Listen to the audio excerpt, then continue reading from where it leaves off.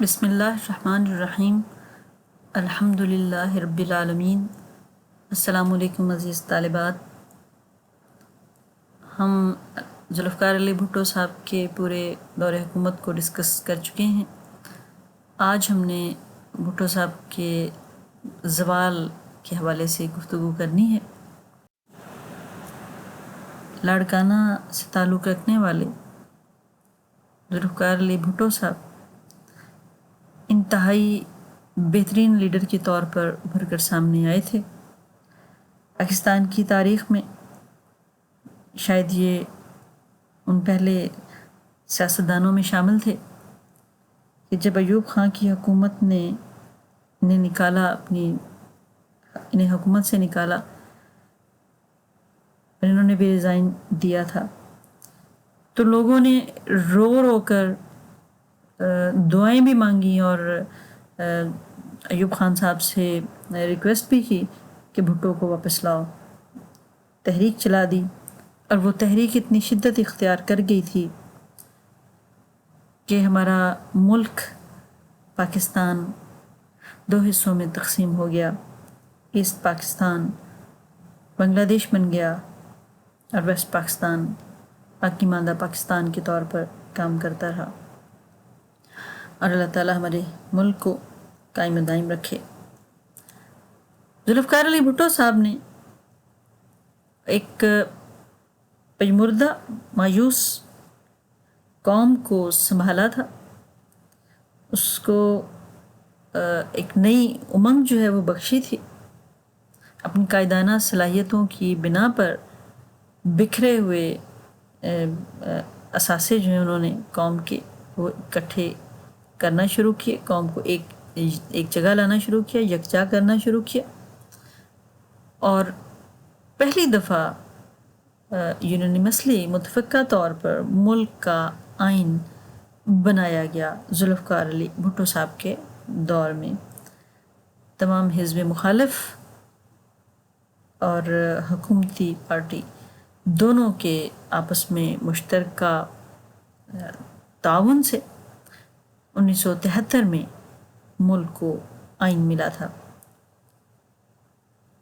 اب ہم نے آج کا جو ہمارا لیکچر ہے، اس میں ہم نے دیکھنا ہے کہ آخر ایک کرشماتی شخصیت، ایک بہترین لیڈر، وہ کیا وجوہات ہوئیں جن کی بنا پر اس شخصیت کو، ان کی حکومت کو زوال کا شکار ہونا پڑا۔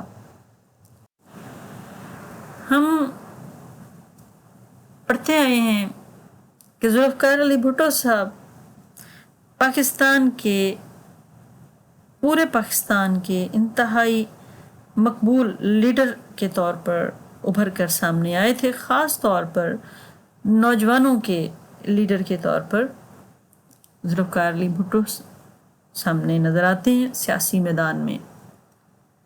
اور ان کے بارے میں کہا جاتا ہے کہ پرجوش خطابت کرتے تھے، یہ انتہائی اعلیٰ تعلیم یافتہ تھے، انتہائی ذہین و فطین تھے، معاملے کی تہ تک پہنچ جاتے تھے، ان کی فور سائٹ بھی بہت اچھی تھی۔ لیکن ابن خلدون ہسٹورین جو ہیں، تاریخ دان، وہ کہتے ہیں کہ جو فطین حکمران ہوتے ہیں وہ بھی ملک کے لیے نقصان دہ ہو جاتے ہیں، کیونکہ فطین حکمران فطانت اور اضافی ذہانت کا بوجھ ان کی ریاست کو ان کی برداشت کرنا پڑتا ہے۔ چنانچہ مسٹر ذوالفقار علی بھٹو صاحب کو جب انہوں نے بطور صدر کے اور بطور وزیر اعظم کے ملک کا نظام سنبھالا، تو جب انہیں حکومت کرنے کا موقع ملا تو پھر ان کی یہ ذہانت اس غیر ترقی یافتہ ملک کو یقیناً ترقی یافتہ ملک بنا سکتی تھی، مگر بہت سارے ایسے مسائل کو چھیڑ کر بیٹھ گئے کہ پہلے ملک مسائل کا شکار تھا، پھر اور زیادہ مسائل کا شکار ہونا شروع ہو گیا۔ وہ ایک شعر ہے کہ ہاتھ الجھے ہوئے ریشم میں پھنسا بیٹھے ہیں، اب بتا کون سے دھاگے کو جدا کس سے کریں؟ تو ذوالفقار علی بھٹو صاحب نے ایک ہی ٹائم میں پورے ملک کی معیشت کو سوشلزم کے تحت، اسلامک سوشلزم کے تحت لے کر وہ چلانا چاہ رہے تھے، اور ایک ہی ٹائم میں انہوں نے بہت سارے محاذ کھول لیے. نہ صرف انہوں نے اپنی ذات کے لیے، نہ صرف انہوں نے اپنی حکومت کے لیے، بلکہ خود حکومت جو عوامی لیول تھا وہاں بھی مسائل پیدا ہو گئے. اب وہ کیسے ہوئے کہ بھٹو کی زرعی اصلاحات جب آتی ہیں سامنے تو پھر ذمہ دار اور کاشتکار دونوں ہی بے چین ہو جاتے ہیں، دونوں کے اندر اضطراب کی لہریں پیدا ہو جاتی ہیں، اور اس کا نتیجہ یہ نکلتا ہے کہ ذمہ دار اور کاشتکار کے درمیان تنازعات پیدا ہو جاتے ہیں. صنعتی اصلاحات سے ایک طرف اجر اور دوسری طرف اجیر دونوں پریشان ہو جاتے ہیں، یعنی مالک اور اس صنعتی یونٹ میں کام کرنے والا کارکن دونوں اپنے اپنے طور پر مسائل کا شکار ہو جاتے ہیں، اور ان مسائل کا شکار ہوتے ہوئے آپس میں الجھ پڑتے ہیں. اسی طرح تعلیمی اصلاحات کی تو تعلیمی اصلاحات اپنے تئیں تو بہت بہترین کرنے کی کوشش انہوں نے کی تھی، مگر ملک میں تعلیمی نظام مزید بیٹھنا شروع ہو گیا، کیونکہ سیاست ان تعلیمی اداروں میں شامل ہو گئی. ادب اور احترام کی جو فضا تھی پہلے علم کے حصول کے لیے، وہ ایک دم ختم ہونا شروع ہو گئی. پھر پیپلز پارٹی کی حکومت نے بغیر منصوبہ بندی کے کارخانوں اور تعلیمی اداروں کو قومی ملکیت میں لے لیا. ایک غیر ترقی یافتہ ملک، کیونکہ پاکستان اس وقت ترقی یافتہ کے زمرے میں بھی نہیں آتا تھا اور ترقی پذیر بھی نہیں، ہم اس کو پوری طرح سے کہہ سکتے تھے، کہہ تو سکتے تھے ترقی پذیر، مگر غیر ترقی یافتہ ممالک کی فہرست میں وہ آتا تھا. تو ہم کہہ سکتے ہیں کہ ایک غیر ترقی یافتہ ملک صنعتی اور تعلیمی انڈسٹری کی منصوبہ بندی کرنے کی صلاحیت سے بھی محروم تھا. تو یہ کیسے سارا نظام چلا سکتا تھا؟ یہی وجہ ہوئی کہ ہر میدان جو ہے وہ برے طریقے سے فلاپ ہونا شروع ہو گیا. جو ایک نیک مقاصد کے لیے حکومتی تحویل میں لیے گئے تھے ادارے، وہ اپنا اثر پورے طریقے سے نہ دکھا سکے. تو بھٹو کی ان اصلاحات کا اچھا اثر پڑنے کی بجائے الٹا اثر ہونا شروع ہو گیا تھا. لوگوں کو سہولتیں ملنے کی بجائے لوگ مصائب و آلام کا زیادہ شکار ہو گئے تھے. پھر ہم نے یہ بھی دیکھا کہ حکومت نے اس حوالے سے کوئی خاص ایکشن نہیں لیا، اور ذمہ دار اپنے طور پر لڑتا رہا، کاشتکار اپنے طور پر لڑتا رہا. پھر وہ آپس میں اتنا ان کی تنازع چلا کہ پھر آخر دونوں کو صلح جو ہے وہ آپس میں کرنی پڑی، کیونکہ پیداوار جو ہے اس پر فرق پڑنے لگ گیا تھا. جب ایک گھر میں دو افراد ہی رہتے ہیں اور دونوں جو ہیں وہ لڑنے لگ جائیں تو گھر کا نظام نہیں چلتا. تو اس طرح زراعت کا معاملہ تھا یا صنعت کا معاملہ تھا، دونوں جگہ پر یہ مسئلہ درپیش ہوا. صنعت میں کارخانے بند ہونا شروع ہو گئے. جب کارکنوں نے دیکھا کہ جناب ہم تو مالک ہیں، ہم تمام ہمارے ہی اختیار کی چیزیں ہیں، تو مالک تو کچھ نہیں ہے، تو مالک کا سرمایہ لگا ہوا تھا جو، وہ ظاہر سی بات ہے جب حکومت نے لے لیا تو وہ ڈوب گیا. تو اب حکومتی پیمانے پر جب وہ لے لیا گیا تو اب کارکنوں کا کام تھا کہ وہاں کام کرتے، مگر کارکنوں نے وہ کام اس معیار کا نہیں کیا جس معیار کا وہ پہلے کرتے تھے.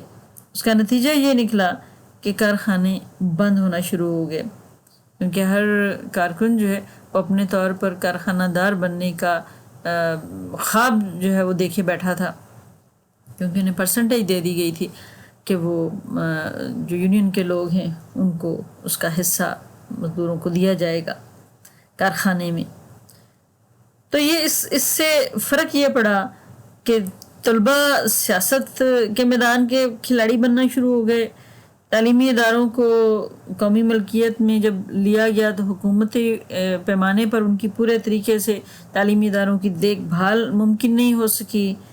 پھر یعنی ہر میدان میں ہر جو اصلاحات کا عمل تھا وہ اوپر جانے کی بجائے تنزلے کی طرف جانا شروع ہو گیا. پھر ہم دیکھتے ہیں کہ سیاسی مخالفین کے ساتھ غیر مناسب قسم کا رویہ جو ہے وہ اپنایا گیا.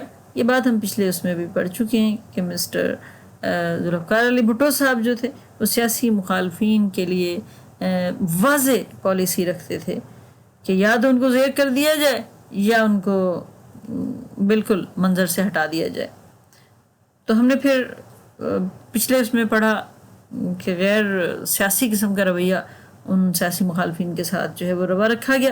شورش کاشمیری کا حوالہ دیا گیا تھا کہ انہیں بھی گرفتار کیا گیا, ملک قاسم صاحب کو گرفتار کیا گیا, میاں طفیل صاحب کو گرفتار کیا گیا. بہرحال اپنے کام کو کرنے کے لیے حکومت جو ہے وہ حزب مخالف کو خاطر میں نہیں لاتی تھی, اس کی پرواہ نہیں کرتی تھی. تو ایک طرح سے جو ذوالفقار علی بھٹو صاحب کا دور ہے یہ جمہوری کم امرانہ زیادہ سمجھا جا رہا تھا. اس وجہ سے ان کے مخالفین کی تعداد میں بھی اضافہ ہوتا چلا جا رہا تھا. مخالفین کے جلسے جلوسوں کو انہوں نے تباہ و برباد کرنا شروع کیا ہوا تھا.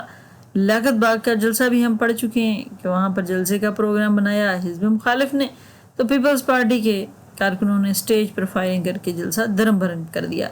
قاسم باغ ملتان کی بات ہے تو وہاں 1 جون 1973 کو جلسہ کرنا چاہا تو جلسہ گاہ کے چاروں طرف FSF کے جو ہے وہ سیکورٹی گارڈ آ کر کھڑے ہو گئے. اسی طرح گل باغ کا جلسہ بھی تحوالہ کیا گیا. تو بہرحال ایک انتہائی مقبول عام جو حکومت تھی وہ غیر مقبول ہونا شروع ہو گئی. پھر ہم دیکھتے ہیں قیدیوں اور مزدوروں پر فائرنگ حکومت کی طرف سے. یہ ہم نے پڑھا ہے, یہ ذوالفقار علی بھٹو صاحب کے زوال کے اسباب میں یہ اہم فیکٹر تھا کہ کہاں روٹی کپڑا اور مکان کا نعرہ لگا کر حکومت سنبھالنے والی پارٹی ان مزدوروں اور ان قیدیوں پر فائرنگ کر دے گی جو اپنے حقوق کے لیے آواز اٹھا رہے ہیں. یہ بات ہم نے پڑھی تھی کہ فاروق سلطان ٹیکسٹائل مل جو تھی کراچی کی, اس کے کارکنوں نے ہڑتال کی تھی اپنے مطالبات کے لیے. تو اس ہڑتال کو ناکام بنانے کے لیے پھر ان پر فائرنگ کروائی گئی, جس سے مزدور جو ہیں وہ جاں بحق ہو گئے تھے. تو پھر اس پر کہا یہ گیا, ممتاز علی بھٹو صاحب جو وزیر اعلیٰ سندھ تھے اس وقت کے, انہوں نے کہا جی ٹھیک ہے یہ کر رہے تھے, شرارت کر رہے تھے, یہ مزدور جو ہیں کام نہیں کر رہے تھے, تو اس وجہ سے ان پر فائرنگ کر کے ان کو راہ راست پر لانے کی کوشش کی گئی ہے. تو یہ اس چیز نے عوام کے اندر ذوالفقار علی بھٹو صاحب کی حکومت کی رٹ جو ہے وہ اس کو غیر مقبولیت کی رٹ جو ہے وہ قائم کرنا شروع کر دی تھی. پھر ہم دیکھتے ہیں لسانی فسادات. یہ بھی ہم ڈسکس کر چکے ہیں کہ زبان کے مسئلے کو لے کر, سندھی اور اردو کے مسئلے کو لے کر بھٹو صاحب کے دور میں ہنگامے جو ہیں وہ ہوئے. 7 جولائی 1972 کو جب سندھ اسمبلی نے سندھی کو سرکاری زبان کا درجہ دیا تھا تو پورے سندھ میں پھر ہنگامے ہوئے, مظاہرے ہوئے. تو اس مظاہروں کی آڑ میں پھر بہت زیادہ ملک میں امن و امان کی صورتحال بگڑنے کا اندیشہ ہونا شروع ہو گیا تھا. حکومت سندھ جو ہے وہ مظاہرین پر گولی چلا کر سمجھ رہی تھی کہ شاید ان کے جو پروٹیسٹ کر رہے ہیں, جو احتجاجی مظاہرے کر رہے ہیں, یہ ختم ہو جائیں گے. سکھر, شکارپور, خیرپور کی بات ہے, لاڑگانہ کی بات ہے, فسادات مزید بھڑک اٹھے.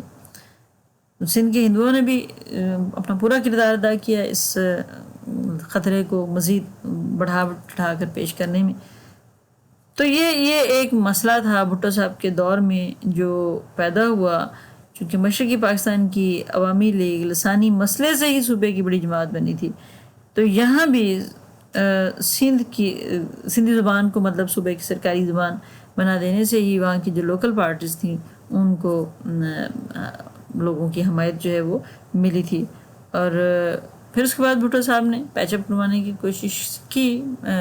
مرکز میں چونکہ ان کی حکومت تھی اور سندھ میں بھی ان کی حکومت تھی, چنانچہ انہوں نے کوشش کی کہ معاملہ جو ہے وہ سیٹل کیا جائے، اردو پورے ملک کی سرکاری زبان اور صوبہ سندھ کی سرکاری زبان جو ہے، اس میں انہوں نے مسئلے کو مصالحت جو ہے وہ دونوں گروپوں میں کروائی، سنیوں میں اور جو اردو بولنے والے تھے ان کے درمیان۔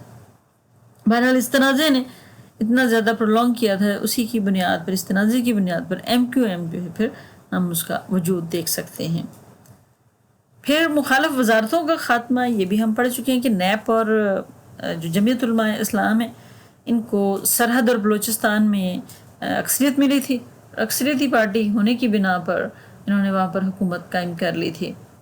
بھٹو صاحب کی مرکز کی حکومت نے جب بلوچستان کی حکومت کو ختم کیا اس بنیاد پر کہ جو روسی ساخت کا اسلحہ ہے وہ عراقی سفارت خانے میں کیوں پایا گیا، یہ 10 فروری 1973 کی بات ہے کہ عراقی سفارت خانے سے روسی ساخت کا اسلحہ جب پکڑا تھا، تو حکومت نے اس کو سرحد اور بلوچستان کو ملک سے توڑنے کی سازش جو ہے اس کو قرار دیتے ہوئے بلوچستان کی حکومت کا خاتمہ کر دیا تھا اور وہاں گورنر راج نافذ کر دیا تھا۔ تو ہم یہ بات پہلے ڈسکس کر چکے ہیں پوری تفصیل کے ساتھ۔ صبح سرحد کے مولانا مفتی محمود بھی پھر عطا اللہ مینگل صاحب کی حمایت میں مستعفی ہو گئے تھے اور حکومت کو کھلی جگہ مل گئی سرحد میں بھی، بلوچستان میں بھی اپنی حکومتیں قائم کرنے کی۔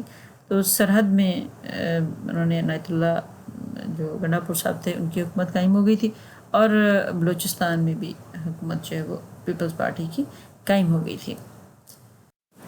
پھر ہم دیکھتے ہیں آزاد کشمیر آپریشن۔ آزاد کشمیر آپریشن جو تھا، اس میں ہم پڑھ چکے ہیں پہلے کہ سردار عبدالقیوم صاحب جو تھے وہاں پر حکمران تھے، تو ان سے کہا گیا کہ آپ استعفیٰ دیں۔ اب سردار عبدالقیوم صاحب نے استعفیٰ دینے سے انکار کر دیا، تو پھر اپریل 1975 میں فیڈرل سیکورٹی فورسز نے آزاد کشمیر اسمبلی کو، یعنی یہ جو FSF فورسز انہوں نے بنائی تھی بھٹو صاحب نے، انہوں نے آزاد کشمیر اسمبلی کو گھیرے میں لے کر صدر آزاد کشمیر کے خلاف عدم اعتماد کی قرارداد پاس کرنے پر اسمبلی کو مجبور کر دیا، اور اس طرح آزاد کشمیر میں پیپلز پارٹی کی بنیاد بھی رکھی گئی تھی، جس میں مسلم کانفرنس کی مخالف جماعتیں پھر شامل ہو گئی تھیں۔ اسی طرح پھر آزاد کشمیر میں انتخابات ہوئے، عام انتخابات 1975 میں۔ جب ایک پارٹی بالکل کٹ آف اس کو کر دیا جائے تو دوسری پارٹی یقیناً پھر جو باقی ماندہ پیپلز پارٹی تھی اسی نے جیتنا تھا سارا الیکشن۔ تو خان عبدالحمید خان صاحب جو ہے وہاں کے وزیر اعظم بنا دیے گئے، سردار محمد ابراہیم خان کو آزاد کشمیر کا صدر بنا دیا گیا تھا۔ پھر اس کے بعد ہم دیکھتے ہیں کہ تنقید برداشت نہیں کرتے تھے بھٹو صاحب جو ہیں، یہ اپنے معاملات میں کسی قسم کی تنقید برداشت کرنے کا ان میں حوصلہ نہیں تھا۔ اسی لیے ہم دیکھ سکتے ہیں کہ احمد رضا قصوری صاحب اور ان کے نواب محمد احمد خان صاحب اور خواجہ خیر الدین صاحب، پھر JA رحیم خود جو پیپل پارٹی کے کارکن تھے، تو ان سب کو نقصان پہنچانے کی کوشش حکومت وقت کی طرف سے ہوئی، صرف اس لیے کہ یہ حکومت پر تنقید کرتے تھے بہت زیادہ۔ احمد رضا قصوری صاحب کو تو ایکسپیل کر دیا تھا پارٹی سے، اور پھر ان کو نقصان بھی پہنچانے کی کوشش کی گئی تھی۔ نواب محمد احمد خان قصوری صاحب جو تھے ان کے اوپر قاتلانہ حملہ ہوا جس میں وہ جام بحق ہو گئے تھے۔ خواجہ خیر الدین صاحب کو غائب ویسے ہی کر دیا گیا تھا۔ تو اس طرح کر کے تنقید برداشت نہ کرنے کی جو آمرانہ خصوصیت تھی وہ بھٹو صاحب میں پائی جاتی تھی، جس نے ان کے امیج کو، جو بہت بہترین امیج ملک میں ان کے حوالے سے قائم ہوا تھا، وہ آہستہ آہستہ کر کے ڈسٹارٹ ہونا شروع ہوا تھا، وہ ٹوٹ پھوٹ کا شکار ہونا شروع ہوا تھا۔ تو اس لیے آہستہ آہستہ کر کے حکومت زوال کی طرف چلتی گئی۔ پھر ہم دیکھتے ہیں کہ FSF کا کردار، کہ FSF فیڈرل سیکورٹی فورسز جو ہیں قائم کی تھی بھٹو صاحب نے اپنے دور حکومت میں۔ بہت بڑا یہ اہلکاروں کا ایک دستہ تھا، 15,000 کے لگ بھگ اہلکار اس میں شامل تھے۔ اس کا کام کیا تھا؟ اس کا کام تھا کہ پولیس کو جہاں کہیں بھی ضرورت پڑتی ہے تو پولیس کو یہ جا کر مدد دیں۔ جہاں کہیں بغاوت ہونے کا ڈر ہے بھٹو صاحب کی حکومت کو، تو یہ وہاں پر جا کر اس بغاوت کو روکیں۔ جدید اسلحہ ان کے پاس تھا، پھر اس کے بعد ان کی سب سے اہم جو تھی کہ بھٹو صاحب کی سیکیورٹی کو بڑھانے کی طرف مسلسل ان کی ڈیوٹی تھی، سیاسی مخالفین پر کڑی نظر رکھنے کے لیے بھی ان کی ڈیوٹی تھی۔ تو بہرحال ایف ایس ایف ایک ایسی گستاپو ٹائپ ایک فورسز تھی جس نے سیاستدانوں کو بالکل خاموش کروانے میں اہم کردار ادا کیا تھا، اور یہی وجہ تھی کہ اندر ہی اندر وہ لاوا جو ہے وہ پکتے پکتے پھر آخری ٹائم میں آ کر بہت زیادہ پھٹ کر تو باہر آ گیا۔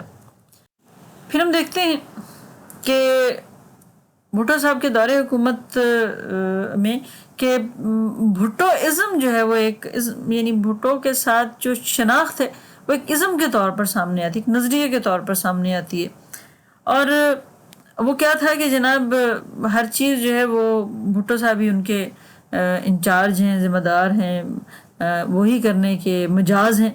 تو پارٹی کے اندر سے جمہوریت کا خاتمہ کر دیا گیا تھا، ایک فرد واحد کی اس کو ملکیت قرار دے دیا گیا تھا، بھٹو صاحب کی ملکیت، تو اس لیے بھٹو ازم کا نام جو ہے وہ لیا جاتا ہے تاریخ میں۔ پیپلز پارٹی کے انتخابی منشور میں ہم نے روٹی کپڑا اور مکان کا نعرہ سنتے ہیں، لوگوں کو اٹریکٹ کرنے والا یہ نعرہ تھا، لوگوں کی توجہ اپنی طرف کھینچنے والا نعرہ تھا۔ لیکن اس کے ساتھ بنا کیا کہ تھوڑے ہی سالوں میں پارٹی جو ہے وہ ایک نعرے کو لے کر آگے بڑھی تھی، ایوب خان کی حکومت کے خلاف یہ نعرہ لگا کر آئی تھی، اور سوشلسٹ نظام سے یہ کاپی کیا ہوا تھا یہ سارا سسٹم۔ تو پورے طریقے سے وہ مہارت حاصل نہیں کر پائی کہ لوگوں کی ضروریات کو پورے طریقے سے فلفل کر سکے۔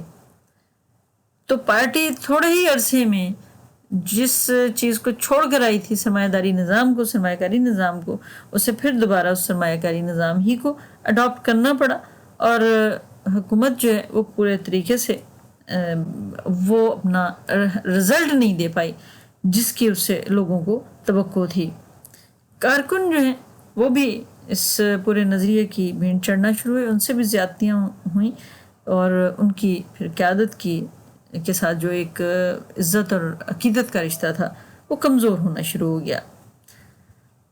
پیپلز پارٹی عوام کی نمائندہ بن کر آئی تھی، مگر اس میں جو امیر لوگ تھے، جو جاگیردار تھے، جو صنعت کار تھے، جو سرمایہ دار تھے، ان کا ہولڈ آہستہ آہستہ قائم ہونا شروع ہو گیا تھا، جس نے پیپلز پارٹی کو کمزور کرنا شروع کر دیا ہوا تھا۔ پھر ہم دیکھتے ہیں کہ متحدہ جمہوری محاذ اس کے خلاف جو ہے وہ قائم ہو جاتا ہے۔ پہلے ایک ڈیموکریٹک الائنس جو ہے وہ قائم ہوا ہے قومی اسمبلی کے لیول پر، اور پھر آہستہ آہستہ کر کے جب قومی اسمبلی کے باہر بھی حالات جو ہیں وہ زیادہ خراب ہوتے چلے گئے، تو پھر ایک متحدہ جمہوری محاذ جو ہے وہ انتخابات کے اعلان سے پہلے 1977 میں انتخابات کا اعلان کیا گیا تھا، تو ان انتخابات کے ساتھ ہی ایک متحدہ جمہوری محاذ کا قیام کیا گیا تھا انتخابات میں حصہ لینے کے لیے۔ تو تمام حزب مخالف کی جماعتیں جو ہیں انہوں نے اپنا ایک پروگرام بنایا، اس پروگرام کو بنا کے پی این اے کی تحریک جو ہے انہوں نے چلانا شروع کی۔ تمام مذہبی جماعتیں پھر بعد میں نظام مصطفیٰ پر کا نعرہ انہیں مل گیا تھا، اس پر متحد ہو گئی تھی، جلسے جلوس کرنے کی آزادی مل گئی۔ تو یہ ایک مطلب 1977 کے انتخابات نے بھٹو صاحب کے حوالے سے اہم کردار ادا کیا ملک کے نظام میں تبدیلی لانے کا، کہ ملک کا نظام جو ہے وہ پہلے جمہوریت اور آمرانہ نظام کا مجموعہ تھا، لیکن بھٹو صاحب کے رویے نے متحدہ جمہوری محاذ کے قیام کے کام کو مزید سہل کر دیا، کہ الیکشن میں جو دھاندلی ہوئی پھر اس کی بنیاد بنا کر ہمارا پورے کا پورا نظام جو ہے پارلیمانی نظام وہ لپیٹ دیا گیا تھا۔ پھر ہم دیکھتے ہیں عوامی تحریک بھٹو صاحب کے دور میں چلائی گئی۔ 7 مارچ 1977 کو قومی اسمبلی کے لیے پولنگ ہوتی ہے، اور عوام کو یقین تھا کہ بڑے پیمانے پر، کیونکہ جلسے جلوس اگر حکومت کر رہی تھی تو بڑے پیمانے پر ہی جلسے جلوس اس متحدہ جمہوری محاذ کے پی این اے کے بنائے گئے تھے، یعنی کنڈکٹ ہوتے تھے، جلسے جو ہیں وہ کروائے جاتے تھے۔ تو اب جب الیکشن ہوا تو اس الیکشن میں پتہ بھی تھا کے معاملات جو ہیں وہ سنگین رخ اختیار کر سکتے ہیں. اس کے باوجود بہت سارے جو M N A M P S تھے انہوں نے بلا مقابلہ منتخب ہونا شروع کر دیا. خود مسٹر بھٹو صاحب کا جو علاقہ تھا، ذوالفقار علی بھٹو صاحب کا جو علاقہ تھا، وہاں پہ مولانا جان محمد عباسی صاحب الیکشن میں حصہ انہوں نے لینا چاہ رہے تھے تو ان کو غائب ہی کرا دیا گیا. 24 گھنٹے جو ہیں وہ آخری ڈیٹ تھی جس میں انہوں نے جمع کروانے تھے، انہیں غائب ہی کروا دیا گیا اور بلا مقابلہ ایک طرح سے کامیابی حاصل کی بھٹو صاحب نے. اب ان کی دیکھا دیکھی جو ہیں وہ تقریباً 19 اور لوگ تھے جنہوں نے بلا مقابلہ الیکشن جیت لیے. تو اس چیز کو دھاندلی کا نام دیا گیا تھا اور الیکشن میں بھی دھاندلی ہوئی، جس کے ثبوت جو ہیں وہ پھر بعد میں پتہ چلے کہ 10 مارچ کا رزلٹ ہی پولنگ ایجنٹوں کو دے دیا گیا اور مولانا عبدالستان عزیز صاحب کا حلقہ تھا ایک جہاں پر یہ رزلٹ آؤٹ ہوا. تو اسی کو بنیاد بنا کے اور بھی بہت ساری چیزوں کو بنیاد بنا کے سیاستدانوں نے عوامی تحریک چلانا شروع کر دی تھی. پھر ہم دیکھتے ہیں کہ پاکستان بھٹو صاحب کی مقبولیت بہت زیادہ تھی اور جب پاکستان 1970 کا الیکشن ہوتا ہے اور 70 کے الیکشن کے بعد اسمبلی کے اجلاس ہی نہیں بلایا جا رہا تھا اور ملک جو ہے وہ ایک عجیب قسم کی بدامنی کا شکار ہو گیا تھا. شیخ مجیب الرحمان صاحب جو ہیں وہ بیٹھے ہوئے تھے مشرقی پاکستان میں اور وہ کہتے تھے کہ ادھر آئیں، قومی اسمبلی کا اجلاس جو ہے وہ ڈھاکہ میں آ کے منعقد کریں، جبکہ ذوالفقار علی بھٹو صاحب جو ہیں وہ مغربی پاکستان کی اسمبلی میں زیادہ ووٹ لے کر بیٹھے ہوئے تھے. تو اب وہ کہہ رہے تھے کہ ادھر جانا ہی نہیں ہے، قومی اسمبلی کے اجلاس میں شرکت کرنے کے لیے، حلف لینے کے لیے ڈھاکہ جانا ہی نہیں ہے. تو یہ ایک پیچ اپ ان کے درمیان نہیں ہوا جس نے رزلٹ یہ دکھایا کہ ایسٹ پاکستان جو ہے وہ مغربی پاکستان سے الگ ہو گیا اور ایسٹ پاکستان بنگلہ دیش کی شکل اختیار کر گیا. اور یہ دونوں کی ہٹ دھرمی اور ضد تھی جس نے ملک کو دو لخت کیا. یہ بھٹو صاحب پر ایک بہت بڑا الزام لگایا جاتا ہے کہ انہوں نے ملک کو توڑا.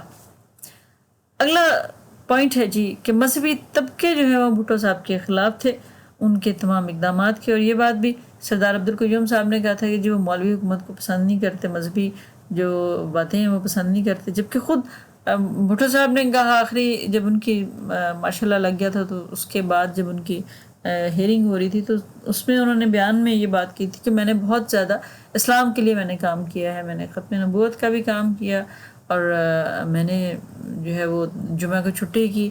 تو اس طرح کے انہوں نے اپنے پروگرام جو ہے وہ گنوائے. لیکن جب ہم اس زوال کی بات کر رہے ہیں کہ جب ان کی حکومت کو جن وجوہات کی بنا پر جانا پڑا تھا تو اس وقت بھی بھٹو صاحب کا جو نعرہ تھا وہ اسلامی سوشلزم تھا. سوشلزم ان کی معیشت جو ہے ان کی وہ ڈیپینڈ کرتی تھی سوشلزم پر.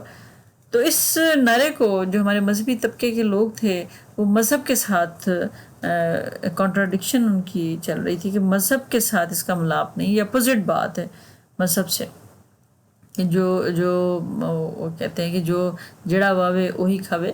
تو جو یعنی بیجے تو وہی صرف جو ہے اس سے استفادہ حاصل کرے اور کسی کو استفادہ کا حق جو ہے وہ حاصل نہیں ہے. تو یہ ایک نعرے تھے اس وقت کے، عام نعرے تھے جو چلائے جا رہے تھے، جو لگائے جا رہے تھے. تو علماء جو ہے وہ اپنے طور پر مذہب کی پروپیگنڈا کے حوالے سے بات کر رہے تھے کہ بھٹو صاحب جو ہیں وہ مذہب کے اکارڈنگ نہیں چل رہے. تو چنانچہ مذہبی طبقوں کی مخالفت جو ہے وہ بھٹو صاحب کے لیے انتہائی بری ثابت ہوئی کہ ان کا زوال بھی ہو گیا اور ان کی حکومت بھی ختم ہو گئی. پھر ہم دیکھتے ہیں انتخابی نعروں اور ان کے عمل میں، بھٹو صاحب کے عمل میں فرق تھا. نعرہ تو لگایا تھا روٹی کپڑا اور مکان کا، اور نعرہ لگایا تھا کہ ملک میں جو ہے وہ ایک ایسا بہترین نظام لے کر آئیں گے جس میں مالک بھی سب کچھ کھائے پیے گا اور مزدور بھی سب کچھ برابری کی سطح پر وہ حاصل کرے گا. لیکن اس کو عملی جامہ نہیں پہنا سکے تھے. پھر ہم دیکھتے ہیں کہ ملک میں معاشی بحران جو ہے وہ پیدا ہو گیا تھا. حالانکہ بھٹو صاحب نے مزدور کو عزت نفس بھی دی تھی، اس کی ٹریڈ یونین سرگرمیوں کے لیے بہتر فضا بھی مہیا کی تھی، سوشلزم پر جزوی طور پر عمل کرتے ہوئے اہم صنعتیں جو تھیں ان کو قومی ملکیت میں بھی لے لیا تھا. لیکن ان سارے اقدامات نے ایک نئی قسم کے مسائل پیدا کر دیے تھے. اب مزدور جو ہیں وہ سمجھتے تھے کہ گورنمنٹ کا ہے سارا کچھ، اور بلکہ ہمارا بھی اس میں ہے، تو ہم اب بغیر تنخواہ کام نہ کیے بغیر ہم جو ہے وہ تنخواہ حاصل کر لیں گے۔ چنانچہ یہ جو چیزیں تھیں اس نے معیشت کو بھی بہت زیادہ برے طریقے سے متاثر کیا کہ صنعت جو ہے وہ جب اس میں کام کرنے والے مزدور کام ہی نہیں کریں گے اور صرف تنخواہوں کے لیے وہ آئیں گے اپنی صنعتوں میں، تو صنعتیں تو کام نہیں کریں گی، وہ تو بند ہو جائیں گی۔ چنانچہ جب صنعتیں بند ہو جائیں گی تو معاشی بحران تو یقیناً پیدا ہو جائے گا۔ تو بھٹو صاحب کے دور میں معاشی بحران جو ہے اس نے بھی ان کی حکومت کے زوال میں اہم کردار ادا کیا تھا۔ سیاسی مخالفین کے ساتھ طرز عمل بھٹو صاحب کا انتہائی نامناسب، جو ہم پہلے بھی تذکرہ کر چکے ہیں کہ وہ دل کرتا ہے تو حکومت جو بلوچستان کی توڑ دیتے ہیں، نیب کی حکومت کو، نیب کی، اور جو سرحد میں حکومت ہے مولانا مفتی محمود صاحب کی، ان کو بھی جانے دیتے ہیں کہ ٹھیک ہے یہ بلوچستان کے ساتھ اگر استعفیٰ دے رہی ہے تو ان کو بھی جو ہے وہ ختم کریں۔ پھر اس کے بعد مختلف جماعتوں کے جو بہترین لیڈر ان پر تنقید کر رہے تھے ان کا مرڈر بھی کروایا، ان کو غائب بھی کروایا، ان کے ساتھ توہین آمیز سلوک بھی کیا گیا، جیلوں میں بھی بھیجا گیا۔ تو سیاسی مخالفین کے ساتھ بھٹو صاحب کا طرز عمل جو ہے انتہائی ناشائستہ حد تک نظر آتا ہے ہمیں۔ پھر سیاسی قتل کیے، جیسے جماعت اسلامی کے نائب امیر ڈاکٹر نذیر احمد صاحب تھے، ڈی جی خان سے تعلق رکھنے والے، جے یو پی کے صوفی محمد اکبر صاحب تھے، میاں والی سے تعلق رکھنے والے، اور مسلم لیگ کے خواجہ رفیق صاحب تھے۔ پھر عبدالصمد اچکزئی تھے بلوچستان سے، مولوی شمس الدین صاحب تھے۔ تو یہ سارے وہ لوگ تھے جن کو یہ سیاستدان، ان کے مخالفت کرنے والے سیاستدان تھے، ان کی تنقید برداشت نہیں کر سکے اور ان کو ان کا قتل کروا دیا، جو الزام ان پر لگتا ہے کہ ایف ایس ایف کے تھرو انہوں نے ان بندوں کو قتل کروایا۔ پھر ہم دیکھتے ہیں پیپلز پارٹی کا داخلی انتشار۔ یہ چیز بھی ہم کل ڈسکس کر چکے کہ پیپلز پارٹی جس کی قیادت ذوالفقار علی بھٹو صاحب کے پاس تھی، اب وہ ہر لحاظ سے با اختیار تھے، اور بہت سارے لوگ سمجھتے تھے کہ اگر ایوب خان کا جو آمریت کا رویہ ہے، جو ان کی ڈکٹیٹرشپ ہے، یہ ملک کے ماحول کے لیے مناسب نہیں ہے، جمہوریت بحال ہونی چاہیے، تو اب وہ لوگ جب اپنی توقعات کو پورا ہوتا ہوا نظر نہیں انہیں آ رہا تھا تو وہ بھٹو صاحب پر تنقید کرنے لگ گئے، اور اس کا اثر یہ ہوا کہ انہوں نے استعفے دینا شروع کر دیے۔ ابتدا میں یہ استعفے معراج محمد خان صاحب اور میاں محمود علی قصوری اور غلام مصطفیٰ جتوئی صاحب کے نظر آ جاتے ہیں۔ جتوئی صاحب کو تو استعفیٰ لینے پر مجبور کر لیتے ہیں بھٹو صاحب، وہ واپس اپنا استعفیٰ لے لیتے ہیں، لیکن جو باقی دوسرے دونوں لوگ ہیں وہ واپس پارٹی میں پھر نہیں آتے۔ اسی طرح احمد رضا قصوری صاحب، جن کا تذکرہ کل بھی کیا تھا آج بھی کیا ہے، وہ پارٹی سے ان کو ایکسپیل کر دیا جاتا ہے۔ عبدالحمید جتوئی صاحب، مختار رانا صاحب، ان کو بھی نکال دیا جاتا ہے پارٹی سے، اور مختار رانا صاحب کا بھی یہ بات بتائی تھی کہ ان کو جیل میں بھیجا گیا، 5 سال کے لیے قید ان کو دی گئی، بڑی انتہائی سخت قید، ان کی رکن اسمبلی یعنی ان کی رکنیت جو ہے اسمبلی کی اس کو بھی ختم کر دیا گیا۔ تو یہ پیپلز پارٹی کا جو داخلی انتشار ہے اس نے جو ایک گرپ تھی بھٹو صاحب کی بھی اور پارٹی کی بھی معاملات پر، وہ بھی ختم کرنا شروع کر دی تھی۔ کھر صاحب، جو غلام مصطفیٰ کھر صاحب ہیں، ان کے پہلے وہ بھٹو کے مخالفین کے ساتھ نپٹتے تھے، پھر ایسا ہوا کہ خود بھی پیپلز پارٹی چھوڑ کر چلے گئے تھے۔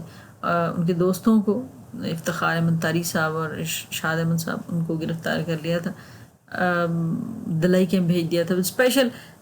یعنی جب دور آتا ہے ماشاء اللہ کا تو ماشاء اللہ تحقیقات کر کے بتاتے ہیں کہ جی بھٹو صاحب نے اپنے سیاسی مخالفین کے لیے باقاعدہ دلائی کیمپ بنا رکھے تھے۔ تو بہرحال پیپلز پارٹی کے اس داخلی انتشار کا جو شکار ہوئے لوگ، ان کو دلائی کیمپ بھی بھیجا گیا، ان کو عہدوں سے بھی ہٹایا گیا، ان کو دنیا سے بھی اٹھایا گیا۔ تو یہ سارا پیپلز پارٹی کے لیے انتہائی نامناسب ہوا یہ سارا کام۔ پھر بھارت کے ساتھ تعلقات، ایک طرف بھارت نے پاکستان کو دولخت کر دیا تھا، پاکستان کے ساتھ انتہائی اس کا ظالمانہ رویہ شروع دن سے ہی چلا آ رہا تھا، تو ذوالفقار علی بھٹو صاحب نے بھارت کے ساتھ مصالحانہ پالیسی اختیار کرتے ہوئے اپنی جنگی قیدی واپس لیے، ان سے تنازعات کو حل کرنے کے لیے امن و امان کا طریقہ کار اختیار کیا.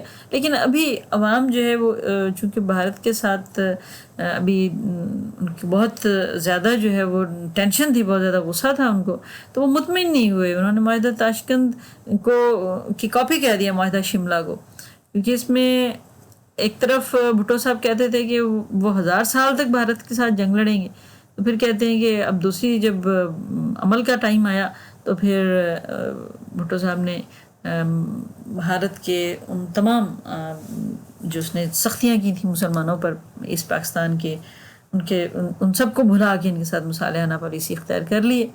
تو یہ بات بھی لوگوں کے اندر جو ہے وہ بھٹو کی مقبولیت کو کم کرنے میں اس نے اہم کردار ادا کیا تھا. پھر انتخابات میں دھاندلی سب سے اہم عنصر ثابت ہوا کہ بھٹو صاحب جو ہیں وہ 1977 میں انتخابات کا انہوں نے اعلان کر دیا، اور حزب مخالف نے اکٹھے ہو کر PNA کی صورت میں ان کے ساتھ یہ اس کمپٹیشن میں، الیکشن کمپٹیشن میں حصہ لیا تھا. اب بھٹو صاحب کی گرفت اتنی مضبوط تھی کہ لگتا ہی نہیں تھا کہ وہ الیکشن جو ہے وہ ہار بھی جائیں گے. سرکاری مشینری کا کھلم کھلا استعمال کیا گیا، اس کو دھاندلی بھی کہتے ہیں. سرکاری مشینری کا کھلم کھلا استعمال کیا گیا. اس کے علاوہ پیپلز پارٹی نے بلا مقابلہ امیدوار جو ہے جتوانے شروع کر دیے. پھر لوگوں کو، جو کینڈیڈیٹ جنہوں نے الیکشن میں کھڑا ہونا تھا، ان کو اغوا کروانے کا سلسلہ شروع ہو گیا. پھر ایسا اگر کچھ نہیں ہوا تو پھر کاغذات نامزدگی جو ہے وہ مسترد کروانے کا کام شروع کر دیا. تو بہرحال انتخابات میں جو جیسی بھی ان سے دھاندلی بن پڑی تھی انہوں نے کی، اور یہ بھٹو صاحب کے زوال کا بھی باعث یہ باتیں جو ہیں وہ ہوئیں. پھر ہم دیکھتے ہیں نظام مصطفیٰ کی تحریک، عوامی تحریک جب چلی تو پھر بھٹو صاحب نے مطلب کہہ دیا کہ جب ان کی تنقید زیادہ ہو گئی، ان کے حزب مخالف کی تنقید زیادہ ہو گئی، تو بھٹو صاحب نے کہہ دیا کہ مطلب تھوڑی سی پی لیتا ہوں، اس میں کیا ہے، جب میں تھک جاتا ہوں تو تھوڑی سی پی لیتا ہوں. تو اس چیز کو لے کر حزب مخالف جو ہے اس نے کافی شور و غوغا کیا، اس نے کافی زیادہ تنقید کی، کافی زیادہ ان کے ساتھیوں کی غیر اخلاقی حرکات کو پوائنٹ آؤٹ کیا. پر جو کچھ بھی جو ہے وہ حزب مخالف کر سکتی تھی اس نے ان کی حکومت کو ٹف ٹائم دینے کے لیے کیا. تو انتخابات کے بعد خاص طور پر جو تحریک چلائی تھی انتخابات کے حوالے سے کہ یہ اس میں دھاندلی ہوئی ہے، تو وہ تحریک چلتے چلتے نظام مصطفیٰ کا رخ اختیار کرتی چلی گئی، اور اس نظام مصطفیٰ کی تحریک نے پھر آخرکار بھٹو صاحب کی حکومت کا خاتمہ کر دیا تھا. امن و امان کی بحالی میں فوج کی ناکامی، 3 مہینے مارچ اپریل مئی جون، 4 مہینے کا مطلب 3.5 مہینے اس قدر برے طریقے سے کہتے ہیں ملک کا نظام جو ہے وہ مفلوج ہونا شروع ہو گیا تھا. امن و امان کی صورتحال جو ہے وہ خراب ہوتی چلی گئی تھی. فوج جو ہے اس کو بلا کر مختلف علاقوں میں کرفیو نافذ کروایا گیا تھا، لاہور، کراچی، حیدرآباد. پھر اس کے بعد جو ہے وہ باقی جو علاقے تھے وہاں پر فوج کو بلایا گیا. اندرون سندھ میں جو ہے وہ حالات کو درست کرنے کی کوشش کی گئی، لیکن یہ حالات درست نہیں ہو رہے تھے، امن و امان بحال نہیں ہو رہا تھا. فوج بھی جو ہے وہ ناکام ہوتی جا رہی تھی. پھر اس حکومتی سیکشن کے خلاف فوج کو جو انہوں نے بلایا تھا کرفیو لگانے کے لیے، سپریم کورٹ میں بھی، یعنی کورٹس میں، ہائی کورٹ میں درخواستیں جو ہیں وہ جانا شروع ہو گئی کہ یہ صحیح نہیں ہو رہا. تو کورٹ نے پھر اس کارروائی کو خلاف آئین، خلاف قانون جو ہے وہ قرار دیا تھا. تو بہرحال امن و امان کی بحالی میں فوج بھی پورے طریقے سے کام نہیں کر رہی تھی. مسجدیں جو تھیں وہ بھری ہوئی تھیں، نمازیوں کے ساتھ ساتھ جلسہ گاہوں کی صورت بنی ہوئی تھی، اور ہر جگہ پر امن و امان کی صورتحال جو ہے وہ بہت بری ہوتی چلی جا رہی تھی. پھر جا کر بھٹو صاحب نے سیاستدانوں کے ساتھ سیاسی مذاکرات شروع کیے، لیکن وہ سیاسی مذاکرات بھی ان کے ناکامی کا شکار ہو گئے. اور پھر ایک ٹائم آیا کہ فوج کی ہائی کمان نے فیصلہ کر لیا کہ اب مزید نہیں، اب مزید جو ہے وہ سیاستدانوں کے ہاتھ میں ملک کی تقدیر کو کھیلنے نہیں دیا جائے گا. چنانچہ فوجی ہائی کمان نے فیصلہ کر لیا کہ ملک میں مارشل لا نافذ کر دیا جائے گا. اس طرح 4 اور 5 جولائی کی درمیانی شب، 4 اور 5 جولائی 1977 کی درمیانی شب ملک میں مارشل لا نافذ کر دیا گیا، اور ضیاء الحق صاحب کی حکومت قائم ہو گئی۔ ضیاء الحق صاحب کے حکومت کے قائم ہونے کے بعد پھر ملک میں ظاہر سی بات ہے کہ مارشل لا نافذ ہو گیا تھا۔ تو اب ہم جب پڑھیں گے ہمارا ایک ٹاپک ہوتا ہے کہ مارشل لا کے نفاذ کے اسباب، تو جو بھٹو صاحب کے زوال کے اسباب ہیں، خاص طور پر آخری عوامی تحریک کا چلنا اور انتخابات میں دھاندلی کا ہونا اور پھر تمام معاملات جو ہیں وہ یہ سارے جو ہیں ان اسباب کا باعث بنتے ہیں کہ مارشل لا کیوں لگایا گیا۔ تو اس طرح ہمارا آج کا لیکچر جو ہے وہ ختم ہوا۔ تو انشاءاللہ تعالی مزید جو ہمارے باقی اب رہ گئے ہیں 2-4 تو ان کو انشاءاللہ تعالی ہم پھر کرتے جائیں گے۔ تو اللہ تعالیٰ آپ کا ہم سب کا حامی و ناصر ہو۔ پھر اگلے لیکچر کے ساتھ ملاقات ہوگی۔ اللہ حافظ۔